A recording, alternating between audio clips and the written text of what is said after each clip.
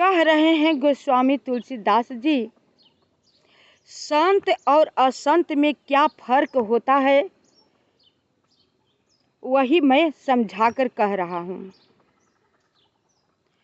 भक्ति भक्ति भगवंत गुरु चतुर्नाम बपु एक, तिनके पद बंदन करो नासे विघ्न अनेक।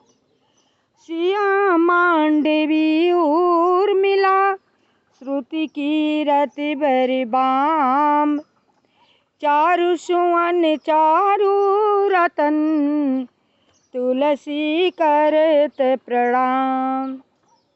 भाषा तुलसीदास कृत कथा करो अनुसार, आसन लीजै हृदय महु आया हूँ पवन कुमार।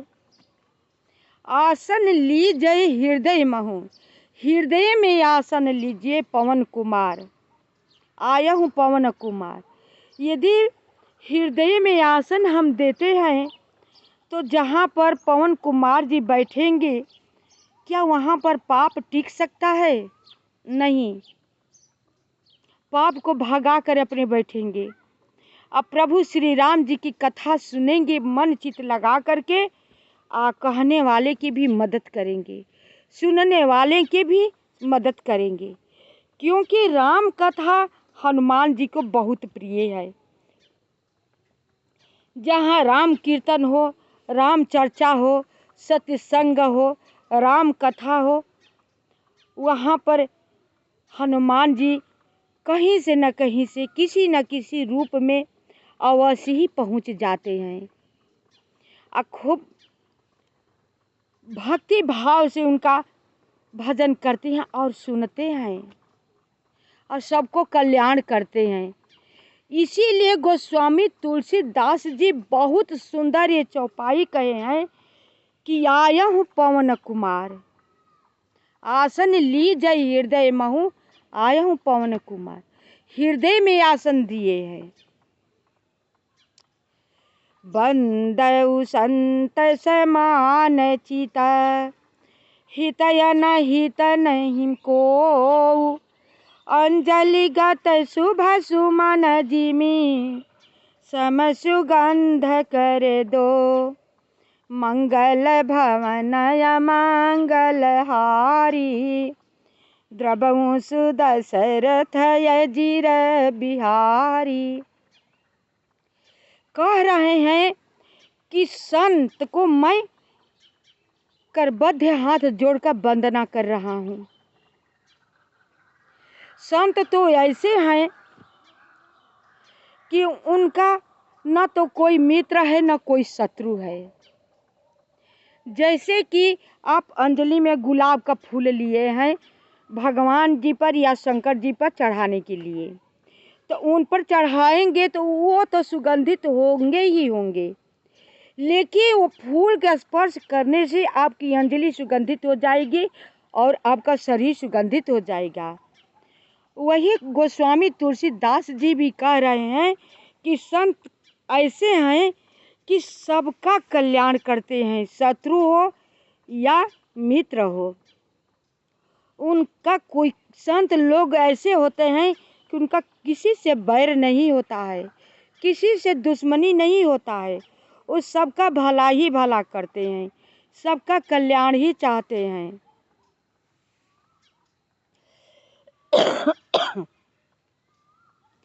संत सरल चित जगत हित, जानि स्वभाव स्नेहु, बाल विनय सुनि करी कृपा, राम चरण रति देव। संत सरल हृदय और जगत के हितकारी होते हैं। उनके ऐसे स्वभाव और स्नेह को जानकर मैं विनय करता हूँ। मेरे इस बाल विनय को सुनकर कृपा करके श्री रामचंद्र जी के चरणों में मुझे प्रीति दे। संतों से प्रार्थना कर रहे हैं कि ऐसे वो कृपा करे कि मेरी प्रभु श्री रामचंद्र जी के चरणों में प्रीति हो जाए। बहुरी बंदी खल गन सती भाए, जे बिनु काज दाहिने बाये। परहित हानि लाभ जिन्ह के रे, उजरे हरस विषाद बसेरे। कह रहे हैं गोस्वामी तुलसीदास जी कि अब मैं सच्चे भाव से दुष्टों को प्रणाम करता हूँ। दुष्ट मनुष्य से अच्छे लोग भी डरते हैं, और दुष्ट का स्वभाव ऐसा होता है कि किसी से नहीं डरते हैं। कहते हैं क्या उनसे मुझे डर लग रहा है, उनको मैं नहीं छोड़ूंगा। बात सही है, दुष्ट आदमी को डर कैसा? डर तो अच्छे लोगों का होता है, डर तो संत सज्जन को होता है। नंगा का न तो लाज है न डर है, कुछ नहीं है, जो है से वही अपने मन का मनमाना कर रहा है। उसे न तो बनने का परवाह है न बिगड़ने का परवाह है, तो उसे डर कहाँ से लगेगा? न धर्म से मतलब है न पाप से मतलब है, तो उसे डर कैसा? नहीं डर लगेगा। उनको भी गोस्वामी तुलसीदास जी कह रहे हैं कि मैं दोनों हाथ करबद्ध से दुष्ट को मैं प्रणाम कर रहा हूँ। हरिहर जस राकेश राहु से, परय काज भट सहस बाहु से। जे पर दोष लखहि सह साखी, परहित घृत जिन्ह के मन माखी। जो हरि और हर के यश रूपी पूर्णिमा के चंद्रमा के लिए राहु के समान है, अर्थात जहाँ कहीं भगवान विष्णु व शंकर के यश का वर्णन होता है, उसी में वे बाधा देते हैं। दुष्ट लोग को कहते हैं गोस्वामी तुलसीदास जी कह रहे हैं कि जैसे चंद्रमा शीतल होते हैं, सुहावनी रात भी होती है, शीतल प्रदान भी करते हैं, लेकिन उन्हें राहु ग्रस ही लेते हैं। उसी तरह दुष्ट लोग भी हैं। जहाँ राम का गुणानुवाद होता हो, राम का कीर्तन होता हो, कथा होता हो, राम का संवाद चल रहा है, संत लोग चला रहे हैं, सबको सुना रहे हैं, वहाँ पर दुष्ट लोग बाधा उत्पन्न करने लगते हैं। तो बात सही है, वहाँ पर एक न एक बाधा उत्पन्न करने लगते हैं।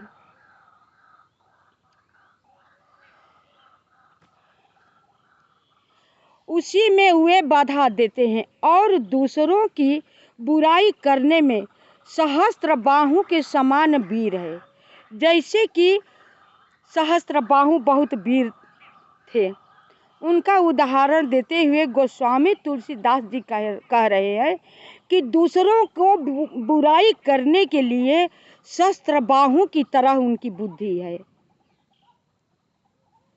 वर्णन करते हैं, जो दूसरों को दोनों दोषों को हजार आँखों से देखते हैं और दूसरों को हित रूपी घी के लिए जिनका मन मक्खी के समान है, अर्थात जिस प्रकार मक्खी घी में गिरकर उसे खराब कर देती है और स्वयं भी मर जाती है, उसी प्रकार दुष्ट लोग दूसरों के बने बनाए काम को अपनी हानि करके भी बिगाड़ देते हैं।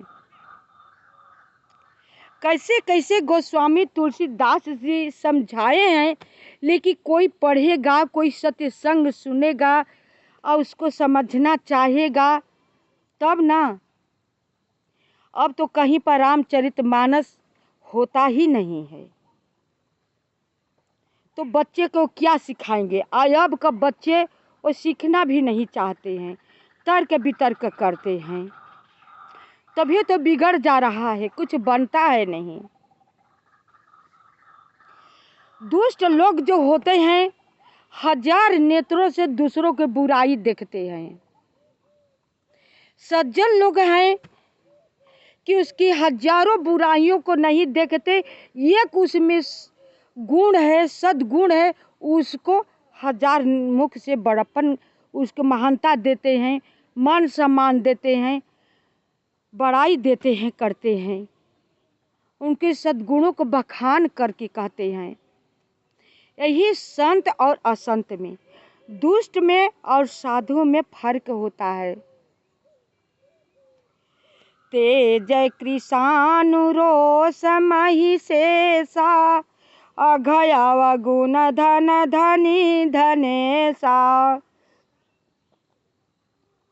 उदय केत सम हित सब ही के कुंभकर्ण सम सोवतनी के।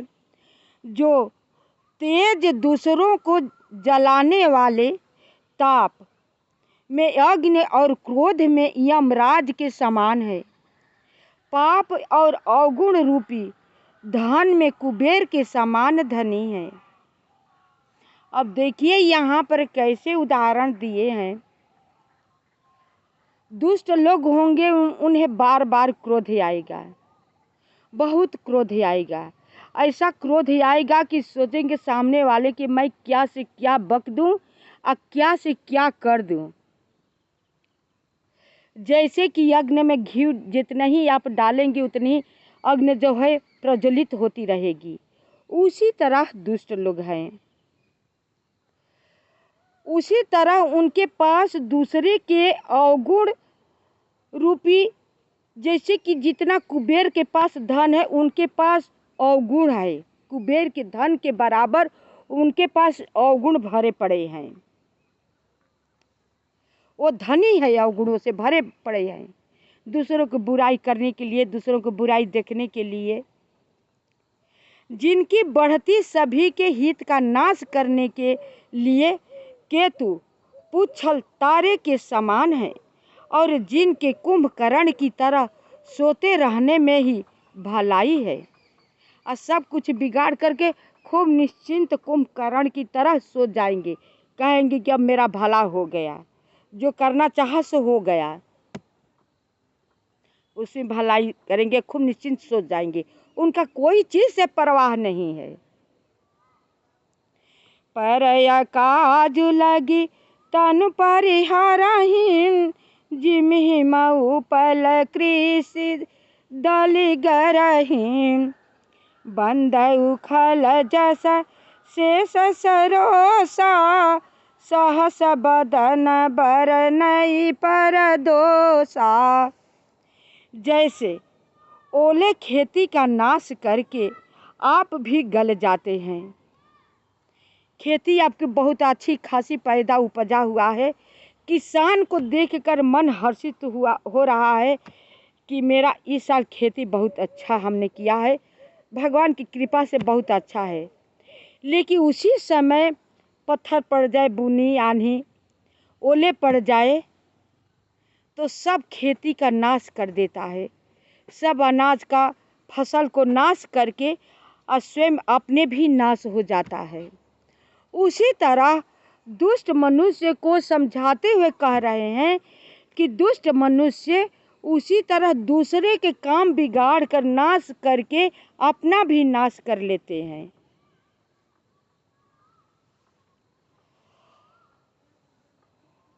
मैं दुष्टों को हजार मुख वाले शेष जी के समान समझकर प्रणाम करता हूँ।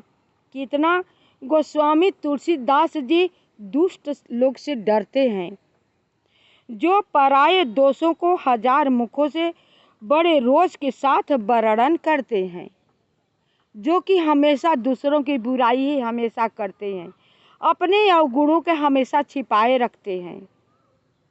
ऐसा व्यवहार करेंगे कि सज्जन लोग समझते ही रह जाएंगे, ठड़े की ठड़े देखते ही रह जाएंगे, और दुष्ट को जो मर्जी सो कहता जाएगा, उसे कोई फर्क नहीं पड़ेगा।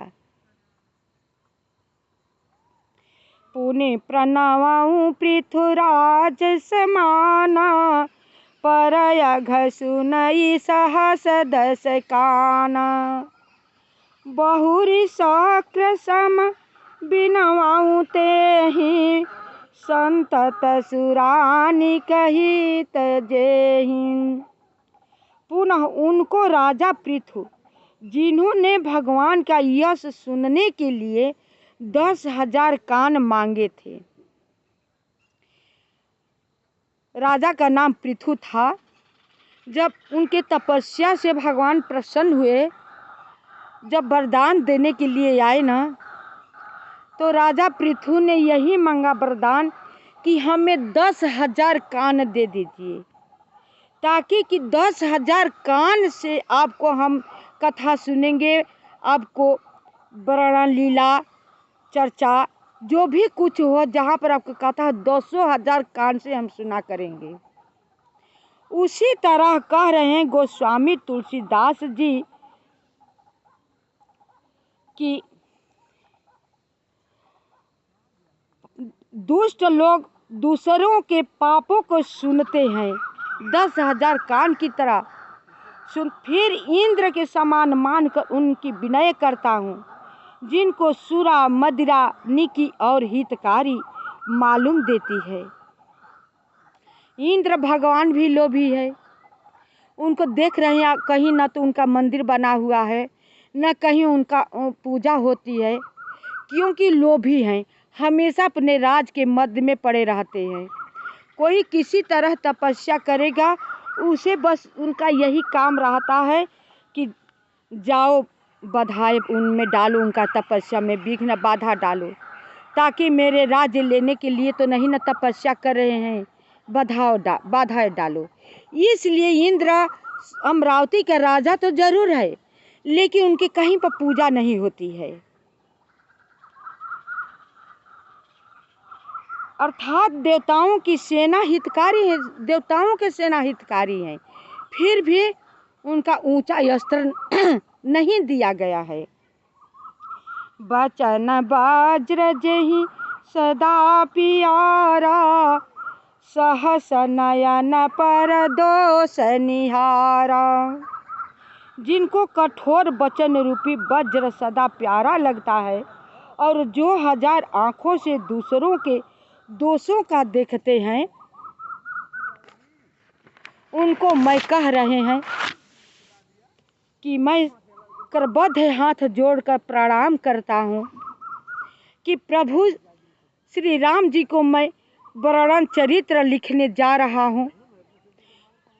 दुष्ट लोग मेरा इसमें बाधाएं न डालें। उदासीन यरि शीत हिता, सुनत जरहि खलकीति। रीति जानि पानी जुग जोरी जन, बिनती करहूँ सभृत। मंगल भवन मंगल हारी, द्रवहु सुदशरथ अजिर बिहारी। कथा को हम यहीं पर विसर्जन कर रहे हैं। आप जब तक से पूरी कथा नहीं सुनेंगे, तब तक से आप सबको ज्ञान नहीं होगा। जब पूरी कथा आप सुनेंगे, तब पूरा ज्ञान होगा और उसमें भक्ति भाव होगा तब। लेकिन भाव भक्ति का हम कहेंगे कि बहुत ज़रूरी है। सब कुछ करते हुए भगवान का नाम सुनना, उनका लीला सुनना, उनका कथा सुनना, ये भगवान की जब असीम कृपा होती है तब मनुष्य सुनने लगता है। ये भी कोई आसान बात नहीं है। तो ऐसा बुद्धि होने के लिए अब भगवान की हमेशा कथा सुनते रहिए। भगवान अपने आप सब पर कृपा बरसाने लगेंगे।